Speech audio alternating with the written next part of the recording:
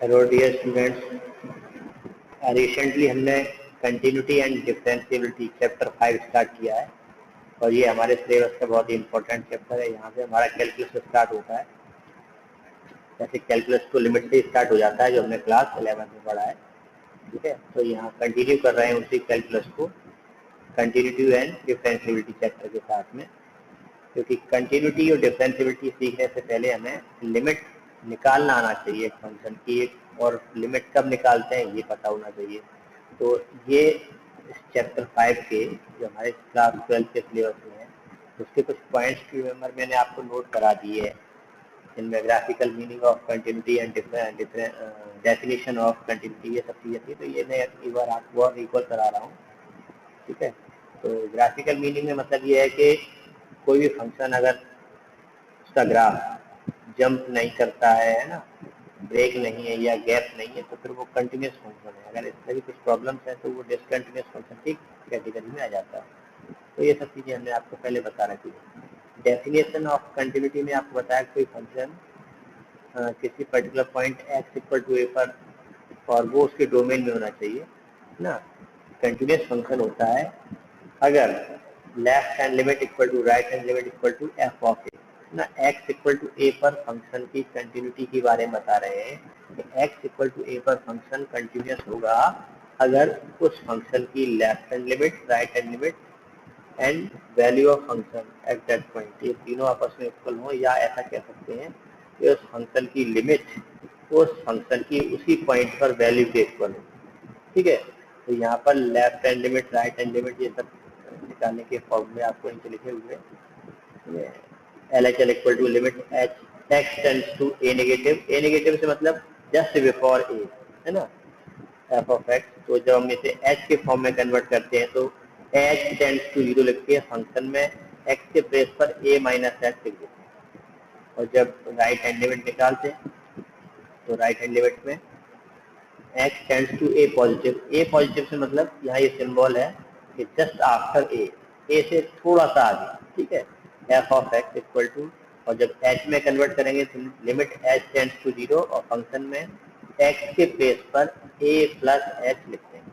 तो ये L H L R H L निकालने का फॉर्मूला है। सभी फंक्शंस के लिए L H L R H L निकालने की जरूरत नहीं होती। कुछ फंक्शंस ऐसे होते हैं जिनकी left hand limit, right hand limit always equal होती हैं, जैसे पॉलिनोमियल फंक्शन हो गया, ठीक है, और कांस्टेंट फंक्शन हो गया, और भी कुछ फंक्शन हैं जिनकी लेफ्ट हैंड लिमिट और right hand limit always equal होती है। तो उनकी लिमिट निकाली जाती है, वही उनकी एल एच एल है, वही उनकी आर एच एल है ना। अब ये पॉइंट्स टू रिमेम्बर भी मैं आपको और अभी बताएंगे आगे कि कौन कौन से नोट कराए थे आपको। एक बार इनको और अपनी कॉपी में से और जो पहले वीडियो भेजा है उसमें से एक बार और देख लेना डिटेल में। तो यहाँ पर मैं ये बताना चाह रहा हूँ आपको कि कंटिन्यूटी और डिफरेंशिएबिलिटी इस चैप्टर के सम्स अच्छे से और इसके बेसिक सीखने से पहले हमें लिमिट का नॉलेज होना बहुत जरूरी है। अगर आपको एक फंक्शन की लिमिट निकालना नहीं आता तो फिर प्रॉब्लम होगी, हम कंटिन्यूटी चेक नहीं कर पाएंगे, ठीक है। तो लिमिट चैप्टर हम क्लास 11 में पढ़ चुके हैं। एक बार यहाँ हम उसके फॉर्मूलाज और बेसिक एक बार और रिकॉल करेंगे। तो ये लिमिट की डेफिनेशन है, ये सब L H L R H L के बारे में आपको बता दिया, left hand limit, right hand limit, ठीक है। और लिमिट की जरूरत कब पड़ती है? कभी कभी क्या होता है कि किसी फंक्शन की जो वैल्यू है किसी पॉइंट पर वो इनडिटर्मिनेट फॉर्म में आती है। इनडिटर्मिनेट फॉर्म से मतलब देखिए, अगर किसी कोई फंक्शन है और फंक्शन में हमने x इक्वल टू कोई वैल्यू पुट दी और उसमें 0/0 फॉर्म बन गया या इन्फिनिटी बन गया या 0 इंटू इन्फिनिटी बन गया, तो ये जो लिखे हुए हैं ना कॉमा के साथ ऐसे करके, ये सारे आपके इनडिटर्मिनेट फॉर्म है। 0 raise to the power infinity, infinity infinity, 0 power 0, 0 raise to the power infinity, 1 raise to the power infinity, ये सब आपके इनडिटर्मिनेट फॉर्म है। तो जब भी किसी फंक्शन की वैल्यू किसी पॉइंट पर इस फॉर्म में आ रही है, ऐसे किसी इनडिटर्मिनेट फॉर्म में आ रही है, तब हम वहां पर उस फंक्शन की वैल्यू नहीं उसकी लिमिट निकालते हैं। ठीक है, तो जैसे एक ये फंक्शन था आपका f of x equal to x square minus 4 upon x minus 2। अब अगर हम इस फंक्शन में एक्स के प्लेस पर 2 लिखेंगे तो आपको 0/0 मिलेगा, और 0/0 किसी फंक्शन की वैल्यू नहीं हो सकती, ये इनडिटरमिनेट फॉर्म है। तब इस केस में x इक्वल टू 2 पर इस फंक्शन की लिमिट निकाली जाएगी, ना कि वैल्यू। वैल्यू तो एग्जिस्ट ही नहीं कर रही, एक इनडिटरमिनेट फॉर्म बन रहा है। तो अगर हम 2 से जस्ट पहले देखें तो जैसे मैंने अगर x की वैल्यू 1.4 ली तो फंक्शन की वैल्यू 3.4 आ रही है, x की वैल्यू 1.5 ली तो फंक्शन की वैल्यू 3.5 आ रही है। तो जैसे जैसे मैं x की वैल्यू बढ़ाता जा रहा हूँ, है ना, और जैसे जैसे मैं ये जो x की वैल्यू है 2 के नियरेस्ट जा रही है फ्रॉम द लेफ्ट साइड, जो फंक्शन की वैल्यू है वो 4 के नियरेस्ट जा रही है ना, 4 को अप्रोच कर रही है। 3.99 समथिंग कुछ आ गया, मतलब 4 के अप्रोक्स आ गया। तो जैसे जैसे x 2 की तरफ अप्रोच कर रहा है from the left side, value of function 4 की तरफ अप्रोच कर रही है।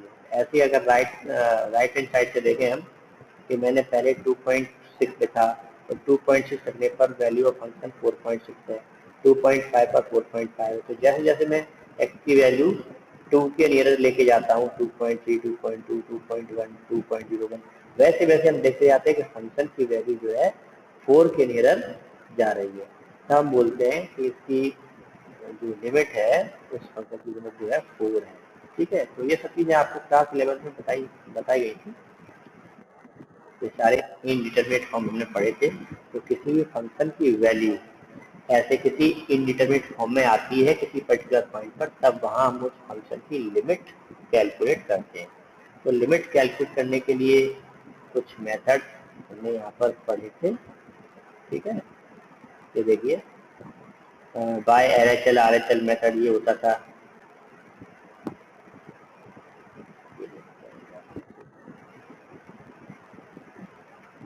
Method for evaluation of limits, LHL RHL method. ये LHL RHL मेथड कब हमें यूज करना है, जब फंक्शन मॉडुलस फंक्शन हो, मॉड वाला फंक्शन हो, ग्रेटेस्ट इंटीजर फंक्शन हो, पीस फंक्शन हो, और इस टाइप का कोई फंक्शन हो जिसमें जैसे x टेंड्स टू a है और x के प्लेस पर a लिखने पर डिनोमिनेटर में 0 आता हो, तो इस टाइप का कोई फंक्शन आता है तब हमें वहां पर LHL RHL मेथड यूज करना चाहिए। ठीक है, सेकंड हमने पढ़ा था direct substitution method. Direct substitution मतलब सीधे ही हम जैसे x टेंड्स टू 2 के लिए लिमिट निकाल रहे हैं तो x equal to 2 direct function में सब्स्टिट्यूट कर देते हैं तो हमें उसकी लिमिट मिल जाती है। लेकिन वो तभी करना चाहिए जब कोई इनडिटरमिनेट फॉर्म ना बन रहा हो। अगर कोई इनडिटरमिनेट फॉर्म बन रहा है तो फिर बाकी जो मेथड है उनमें से कोई मेथड काम में लिया जाता है। तो ये चीजें हमने पढ़ रखी हैं। एच मेथड होता है, इसको सब्स्टिट्यूशन मेथड बोलते हैं। फैक्टराइजेशन मेथड होता है, रैशनलाइजेशन मेथड होता है। सम स्टैंडर्ड लिमिट्स यूज करके, है ना, फॉर्मूले रहते हैं उन लिमिट के।